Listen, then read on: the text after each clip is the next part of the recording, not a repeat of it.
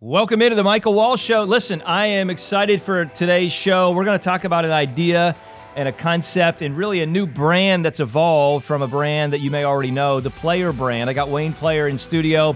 And before we jump in, listen, as you're listening to this, be ready to be encouraged, because I believe that even though we're going to talk about a great story that they're coming out with and really growing with, this is going to encourage you to reach deep in and say, wait a minute, what do I have to bring out? What opportunities is maybe God calling me to do? Excited for you today on the Michael Wall Show.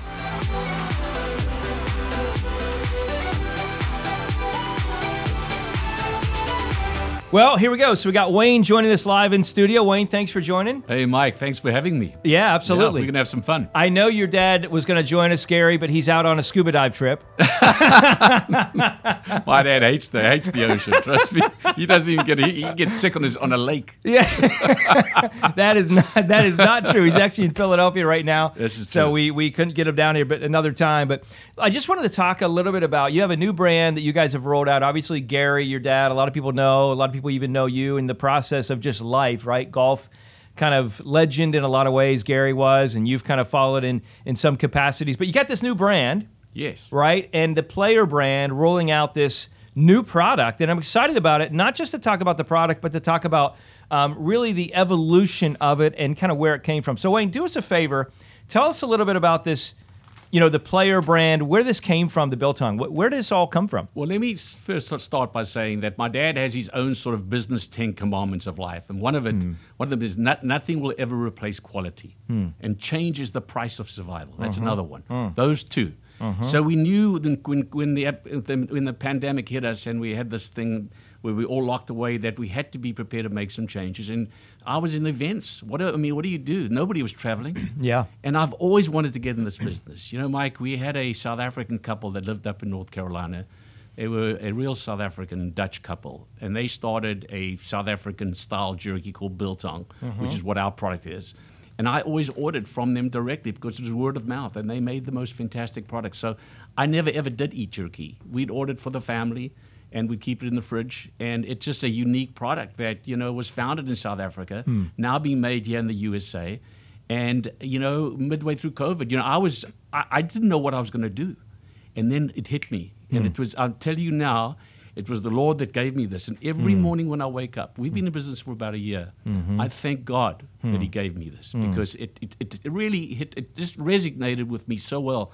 And we were fortunate enough to meet a great guy, he's a South African who'd immigrated over here, and he makes the product up in the Carolinas. And he just makes such a great product. So the Biltong is a South African style jerky. Because a lot of people haven't heard of that. Even Right, me they don't know personally, what it's it like, you say Biltong, I'm like, what is that, like a cow's tongue or what? I'm kidding. A bull's tongue. Yeah, what is it? Yeah, that's just the South African term for jerky in South Africa. It's called jerky here. Okay. We don't have jerky in South Africa. We only have Biltong. And there's a huge difference because the Biltong is a temperature-controlled room that's air-dried. And they only use a handful of ingredients, just exactly how they make it back in 1652 when the Dutch landed in South Africa, in Cape Town, South Africa, Jan van Riebeck. That's what they did. They had weapons, they killed antelope, and they had to preserve the beef. And so that's what they did. Grapes grew wild in the Cape. They made vinegar. They had sea salt. They had wild coriander, wild pepper, wild rosemary. All those natural ingredients were massaged into the beef, and then they hung the beef because Cape Town is the windy city. Wow, The wind blows all the time there. And they hung it in a cool area in shade for about a week to 10 days. And then they thinly sliced it, and that is what you call Biltong. It has zero sugar. Yeah. There's twice the amount of protein that the jerky does. And it has no glycemic effect on you. So listen, as you're listening to this, I want you to be thinking about one thing that he's talking about. Two things that I picked up there, Wayne, that I just want to kind of press pause and reiterate, right? One is sometimes when change comes into your life, that doesn't mean it's the end of the world. That means maybe there's something new coming, right? So you want to be aware of what that looks like. When you were in events, you were doing your thing, and you were traveling all over the place and having a great time, and, things were going great, but then all of a sudden the pandemic hits and crashed. You're like, what the heck is going on? Precisely. But you took time, you stepped back, you got quiet, Yes. And all of a sudden, we got this new idea. The other thing that I want to share with you that he's talking about with this biltong, it's interesting when he's talking about the evolution and really the creation of how this was created years and years and years ago, back in the 1600s. Right. It was all done naturally. Totally natural. And I think what's happened today, Wayne, is people are in a place where they've gotten so bombarded with marketing. Correct. From TV and Instagram, all these other outlets, where they're saying, hey, go eat this, go eat this, go eat this, go eat this. Right. And then they're just trying to satisfy their health needs, maybe with medication. Exactly. Right? Instead of saying, wait a minute, time out. Let me think about what I'm actually putting in my body. Right. And the benefits of it. How important is that when you guys looked at creating this? Well, it's huge because I've been a type 1 diabetic for 30 years, Mike. I had hepatitis B and basically shut my pancreas down. And, this happens all the time. So, I can eat very few carbs. And we have a huge problem in this country. We have over 50 million people with diabetes. Wow. And they really are not looking after themselves. They keep taking more and more insulin. And that's not the way. Why do you think they're not looking after themselves? It's because good food is expensive. Okay. Organics is expensive. Grass-fed beef is expensive. It's very expensive. So fast food is what the majority of the United States are living on in the world, really. And if you eat, the average hamburger has white flour. They have an order of fries, and then you have a sugary drink. Right. I mean, here's my diabetic kit. I'd have to give myself 50 units of insulin to regulate my blood sugar. Wow. So we have a huge problem in this country, and it's up to us to make sure that we have a strong immune system and that our pancreas, we're eating foods that don't allow our pancreas to over-secrete insulin, which gains too much weight, and we know weight stops trains. And we talked about this, Wayne, a little bit off air, but I just want to bring it onto the show. We were talking about the idea of people chasing money. Make more money, make more money, Yes. make more money, make more money, and their health and their life and their relationships just kind of fall by the wayside. That's a serious problem. And I think really paying attention along the way as you live life to what you're eating, what you're doing matters. All right, so I want to talk about this real quick because I actually tried this earlier, and I'll be honest with you, it really is good. And this is not a paid situation. I wanted to bring Wade on and really talk about this. Exactly. This is a biltong brand, and it's like jerky. Now I love jerky. Right. I'm used to that. The texture, not just the texture, but the flavor of it, I should say. Yes. But this is very different. It's easy to chew. It's not it doesn't have all the sugar. What's the difference? I mean, people, when they look at a product, so right now we're talking about biltong, but it could be anything when people are evaluating, like, should I get this or should I get this? What's the difference between something like this and a product that way? Let me give you this comparison. If I go out and have a steak, and I have a ribeye steak, the main reason the ribeye steak tastes so good is because it's got an element of fat to it. Right. Now, that doesn't mean I eat the piece of fat on the side, but it's the fat that gives it the flavor. Right. Would I put sugar on top of a ribeye steak? Probably So why would you want to add to an air-dried, temperature-controlled beef that's made similarly, because it's not dehydrated. Why would you want to add sugar to beef? It's the herbs and the spices that are giving you that flavor. So we make it in a very cool room in the low 60s. We have fans, and there's 6 or 7 ingredients that go into it, and they're all natural. It was vinegar, it was sea salt. It was coriander, crushed coriander, and a few other ingredients. So it's all natural. There's zero sugar. I don't know Not if you just knew a this or little. not. Wayne's a chef on the side. You hear him talking about Actually, I became a pretty good chef. through There you COVID. go, yeah. Oh my gosh, we had to cook at home, and I was cooking for my sons, and they can eat. Let me tell you. Yeah. But it's such a great product because most Americans don't understand what's actually in jerky. Ours has an element of fat to it. They cut off as much fat as they can, and they dry it. They air dry it in a cool room for about a week, and then they thinly slice it. And then once it's cut, it goes along a little conveyor belt, and little tiny bits of biltong fall into another catchment area.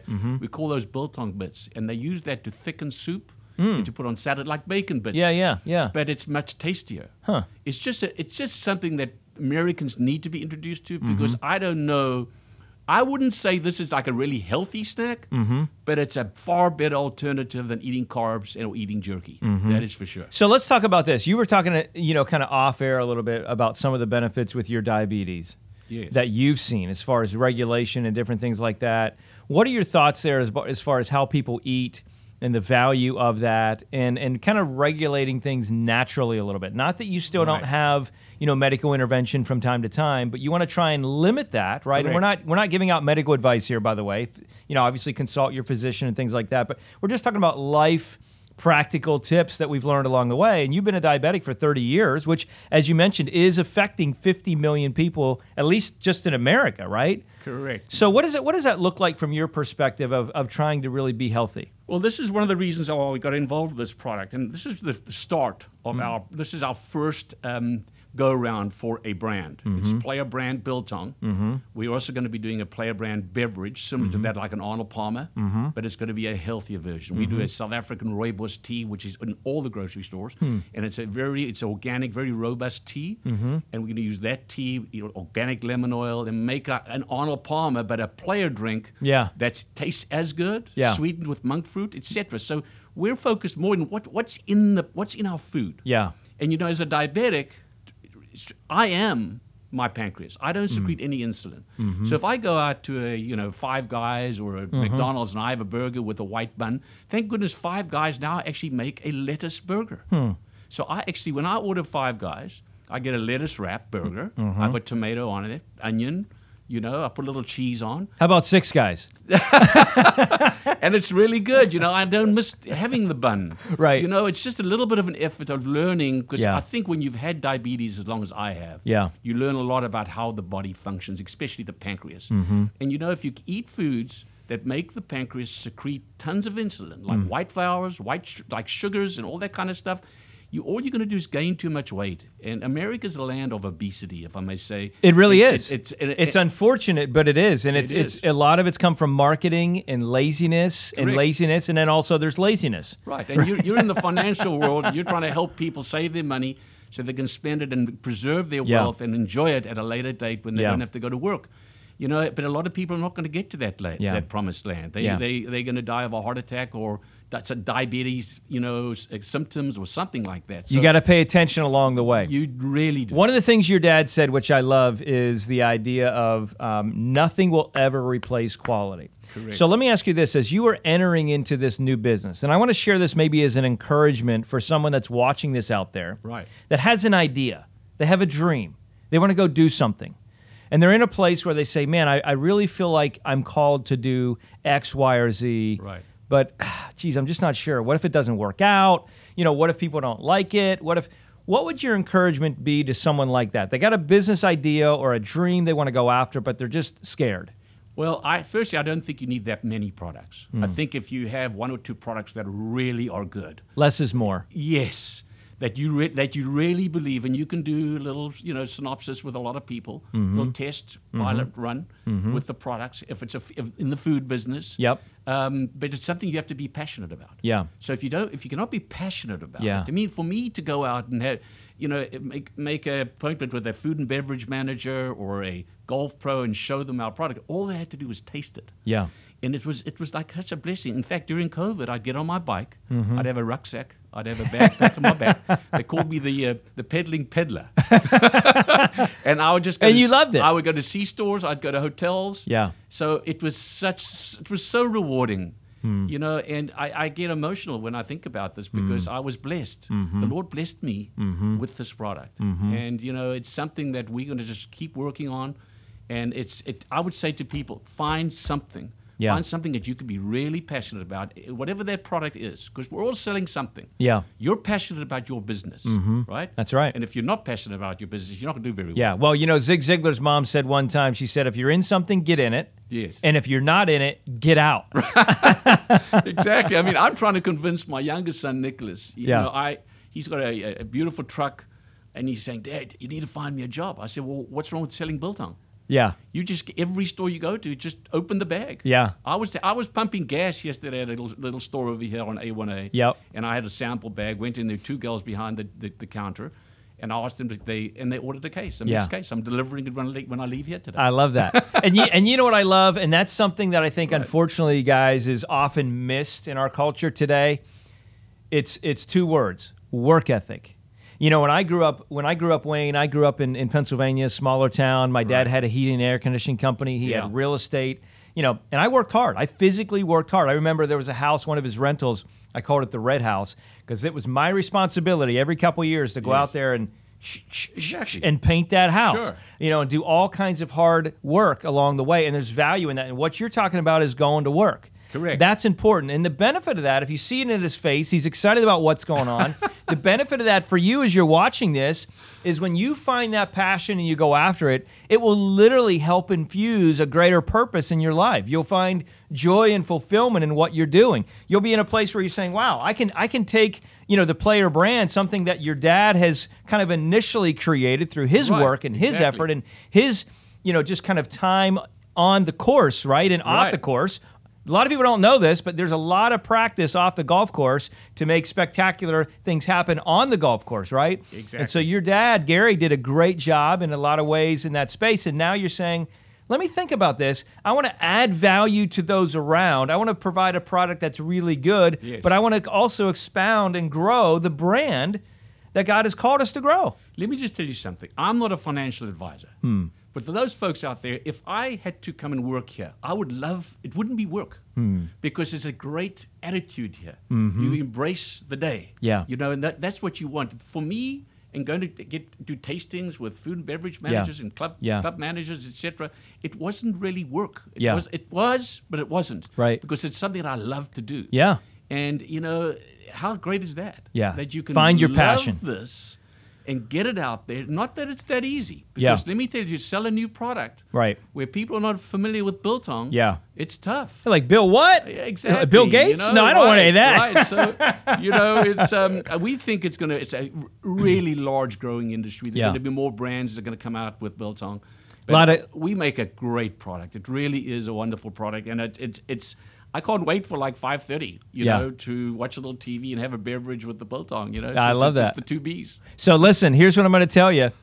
Take a minute, check the links out on the show here. We're going to tag on Instagram and things like that as well, so that way you know where to go. But you got a shirt you want to hold up real quick. I brought the shirt for Michael. It's a little bit big. It's Michael's. I've been working out, so I've lost some weight. It's all about Player brand. Be a player. Be a player, baby. There you go, Mike. I love it. Thank you so much. Thank you so much. Well, listen, guys, it was a pleasure having you, first off, Wayne, on the show. Thanks for joining us. Thanks, Mike. Absolutely. Yeah, it's been great. A lot of fun. And remember some of the key tips there. Obviously, they're rolling out a product. Really excited about it. I've tasted it. It's wonderful. But it's even more than just that. It's the idea of challenging you to find your purpose along the way. And maybe going out and buying one of these, and you say, wow, look at this. It was created last year. Here it is. It tastes really good. I love it. Maybe that inspires you to say, wow, it's not going to take 10 or 15 or 20 years to create something. You just have to get around the campfire. Quiet is what I mean by that, right? Step back from the noise, turn off the phone, think about, okay, Jeremiah 29:11 says, for I know the plans that I have for you, says the Lord, meaning there is a specific purpose for your life, and if you got so much noise in your life, you will not find clarity. Clarity is not found in noise. It's found in silence. So you need to shut off the noise, step back. You don't need to hang out with your friends 5 days a week. You need to think about what God's calling you to do, and then get excited about that vision. Get your notes. Write it down. Step by step. What are your goals? Who do you need to connect with to help you accomplish this? What do you need to do to grow this? What are some of the work ethics and things you need to put in? And then get disciplined in your process. I believe we're coming out of the gate from this pandemic, and many of you have gifts and abilities that are being birthed inside of you that will not come out unless you act. You must act. Fear is nothing more than false evidence appearing real. So shut the noise off. Shut the TV off and go live your life. Hey, listen, I hope that encouraged you. I know there's 3 or 4 or 5 or 6 or 10 or 50, I don't know, people on your cell phone that you've been texting with that need to hear this encouragement. They're going to be excited about it. Maybe they have something, maybe they got diabetes and they'll be encouraged by Wayne's story. I don't know. Share this with them, right? Whether you're watching on YouTube, whether you're listening via podcast, share it with them. Help us get the word out so we can encourage more people in this country. And as you know, each and every show, my desire and goal is to help you live on purpose so you can live with purpose. Have a great one. We'll talk to you next show.